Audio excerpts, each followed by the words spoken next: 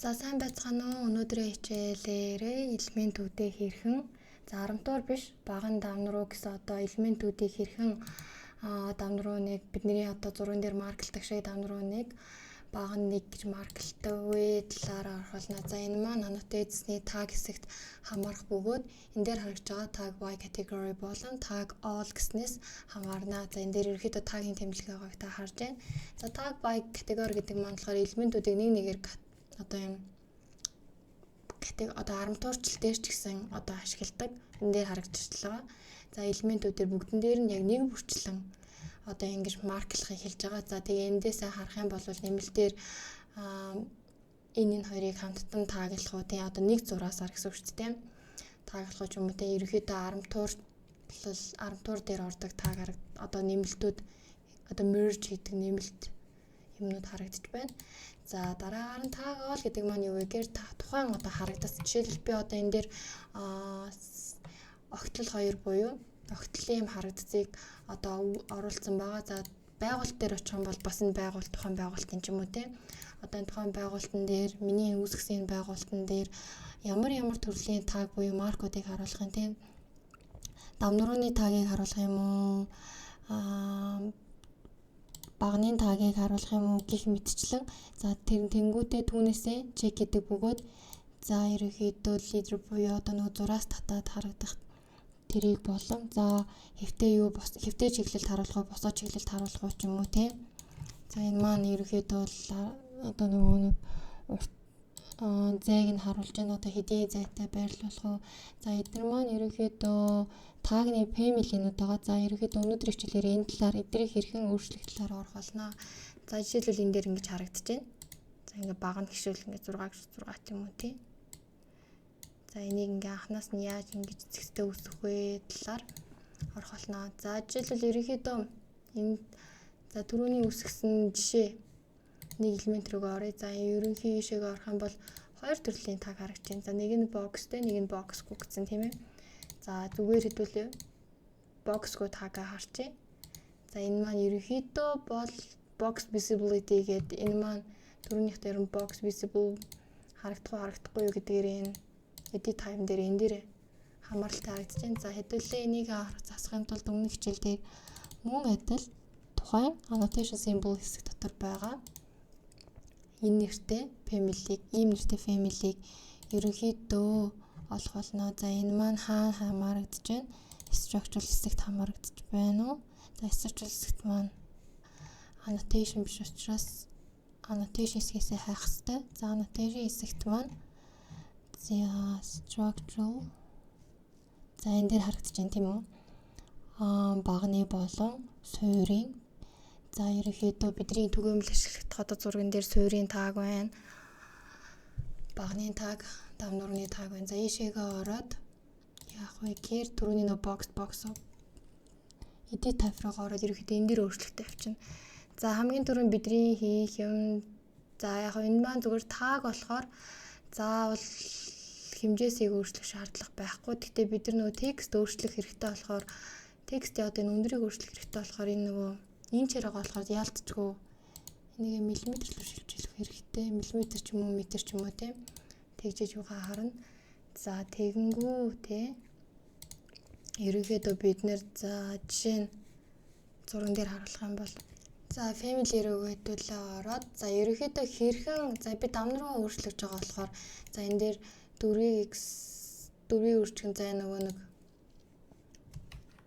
нэг дэрийн хичээлтэй ерөөдөө энэ давнруу маань 40-50 давнруу харагдаж байна. За тэгэнгүүт энэ 40-500 гэдэг маань яг ямар утгыг илэрхийлж байгаа юм те type comment юм уу те ерөөдөө энэ types-ийн утгууд ерөөдөө ашиглаад явна. За жишээ нь энэ маань edit type за энэ маань type name юм байна. Энэ энэ label маань параметр маань за ерөөхдөө ишиг харангуут би давнруу руугаа ороод харангуут edit type руу оронгууд type name гэдэг дээр ерөөхдөө энийг аваа явуулсан юм байна л да type name гэдгээрээ шууд type name аваа явуулсан юм байна. За ерөөхдөө бол бид нэр шил энэ маань давнруу 1 энэ маань давнруу 2 гэх мэтчлэн марклаад явахдаа яаж явдаг вэ гэхээр За аль болох одоо энэ хэсгийнхаа одоо ашиглаж болох хэсгийг ашиглаж болно. За энэ дэр би comment хэсгийг ашиглаж болно. Entity data-г ашиглаж болно. За энэ хоёрын аль нэгийг ашигласнаар би ерөнхийдөө дараадаа материалын төвөр дээр одоо нэгдсэн материалын төвөр хийх юм уу? Эсвэл энэ тухайн дамнурууны бетоныг олоход ерөнхийдөө энэ маань шаардлагатай байдаг. За би ерөнхийдөө комментийг ашиглаж явчихдаг. За комментэн дээрээ би дамнуруу 1 гэж. Энийг дамнуруу 1 гэж, комментэн дээрээ дамнуруу 1 гэж. За би энийг комментэн дээрээсээ дөрөв дамнуруу 1-ийг сонголоо. Сонголтуудаасаа 2 гэж. За би яагаад энийг дамнуруу комментэн дээр дамнуруу 1, дамнуруу 2 гэж явж байгаа вэ? Маркэн дээрээ бичихгүй байгаа вэ гэхээр за маркэн дээр одоо юу гэхээр ингээд юм давхардах элементүүд одоо тийм гарлаа гэхэд ерөөхдөө одоо би энийг дамнуруу нэг юм адил ингээ хийл та. За тэнгүүд энэ элементийг ч гэсэн би юм адил дамнуруу 1 гэж хийлээ гэж ботход надад ийм анхааруулах одоо ийм элементүүд энийг би дамнуруу 1 гэсэн байхад энийг би дамнуруу 2 гэсэн байхад би андуураад ч юм уу энийг ихэд дамнуруу марклахтаа 1 гээ хийлээ гэж одоо бетоныг олохдоо штэ тий хийлээ гэж ботход надад ийм анхааруулга гарч ирдэг болохоор би ерөөхдөө марк ашиглаж явцдаг. За тэгснээр энэ хоёр маань нэгт давхардахгүй. Хоёрд нь би маркыгаа тусад нь комментээс гадна одоо жишээлбэл энэ маань дамнуруу 1 байлаа, энэ маань дамнуруу 1 байлаа гэж ботход надад зөвхөн ганц л дамнурууны бетон хэрэгтэй байгаа учраас би ерөөхдөө маркыг ашиглаад явцдаг байгаа шүү. За ерөөхдөө ингээд материалын төвөр хийгээд эхэлчихвэл ер нь ойлгогдчих байхаа гэж бодож байна. За дөрөв би энийг юу яалаа? Одоо би энийгээ өөрчлөхдөө за хамгийн дөрөнд өөрчлөх юм нөгөө хэдүүлээ текст өөрчлөх хэрэгтэй шүү тийм ээ. Сонираа SSPR ашигладаг. За текстээ бид 2.5-аар авчдаг. За энэчтэй нэг ямаагүй те. За transparent за энэгээр авчээ. За текст маань өөрчлөгдөж чинь тийм үү. За label руугаа орлоо би. Надад type name хэрэггүй би comment. За эндээс comment. За энэ. За эндээс structural. Гот ерөөдөө comment маань харагдаж байна тийм үү. За ингээд харагдангууд. За ерөөхдөө юм болчихно. За энэ бокс маань түрүүний нөгөө энэ дээр маань ингээ харагдаад байгаа энэ боксуудыг харагдчихээн. За надаа бокс бол нэг хэрэггүй. Гэтэ яг энэ дээр бокс маань ишигээ ороод харангууд бокс маань нөгөө нэг энэ type хэсэг дээрээ харагдахгүй юу гэдгээ одоо мөн сонгох боломж надад байгаа болохоор би энийг ингээд авчиж. За би энийг зөвхөн одоо юу гэрээ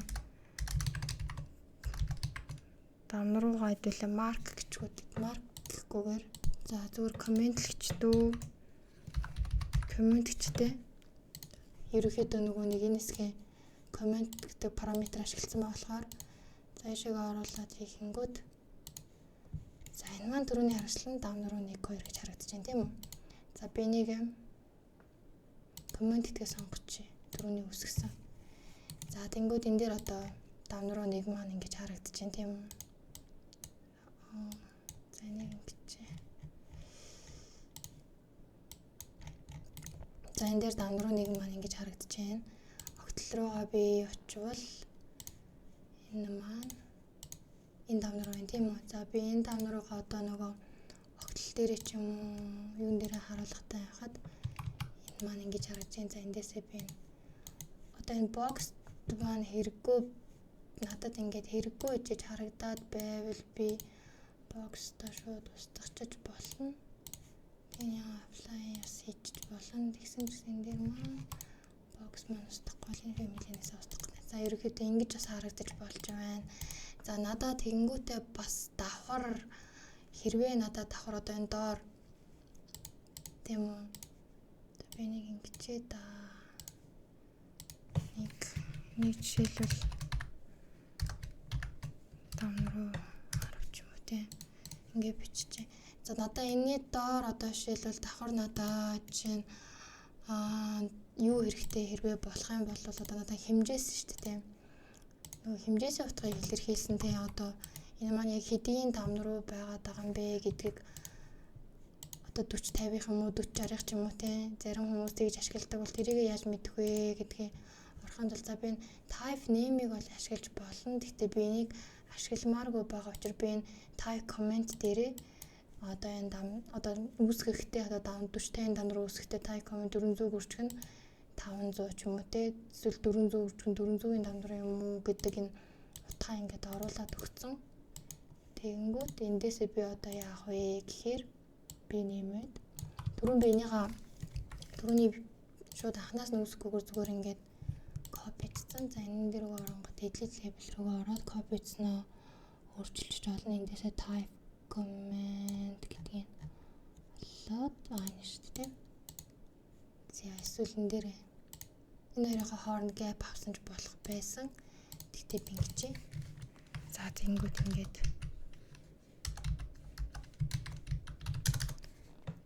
тий. За хэдчихээс хамаагүй тий.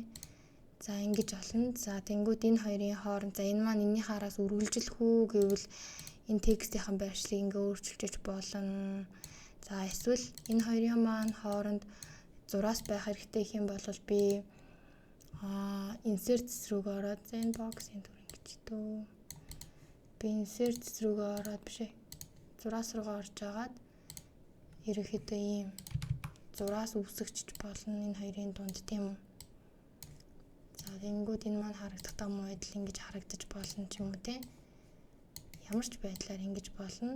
За тэнгүүд энэ хоёрын хооронд энэ зураас хэрэгтэй байлбал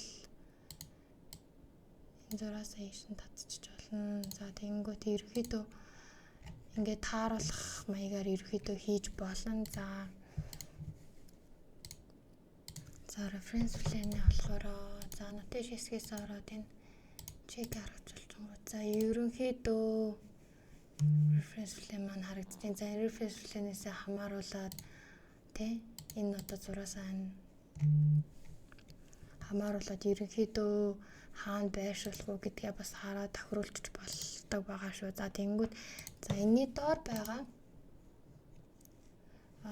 за энэ дээр болохоор нэмэлт одоо хэдүүлээ ямар тохиргож болох вэ гэхээр за ерөнхийдөө одоо байгуулалтан дээр зарим газар одоо энийхэн урд одоо тэмдэг тавьдаг шүү дээ тийм. За энэ маань тэмдэгт маань юунд хамаарах вэ гэхээр edit type-ийн graphic хэсэг энэ одоо энэ толгой хэсэг буюу энэ маань non гэж байна. За эндээс ерөнхийдөө тэмдэгтүүдээ ингээд ерөнхийдөө аль нэгийг ингээд сонгоод явж болдог. За энэ маань түрүүний энэ маань ерөнхийдөө энэ маань хаана хамаардаг вэ гэхээр за манай manage-ний annotation хэсгийн хэсэгт хамаардаг. Ингээд дараагаар ерөнхийдөө ингээд хамаардаг. За ийшээгээ ороод аль нэгийг ч юм уу те өөрт таарсан за градусаа өгөөд мөн энэ хэмжээсүүдээ өгөөд энэ толгой тэмдэгтүүдээ ингээд өөрчлөөд явж болдог шүү. За ерөнхийдөө энийг үүсгэх юм бол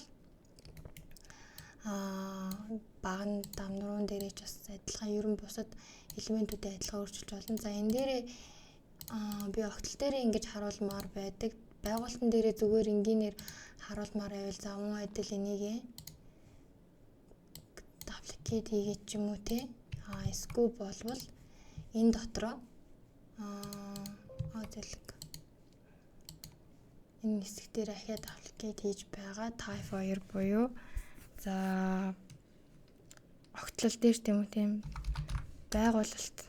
байгуулалтан дээр харагдах ч юм уу тийм байгуулалтан дээр харагдах одоо жишээлбэл энэ маань хоёр төрөл үүсчихэж байгаа байхгүй байгуулалтан дээр би харуулахдаа надаа энэ зураас надад хэрэггүй гингүүтэй за ийшээгээ ороод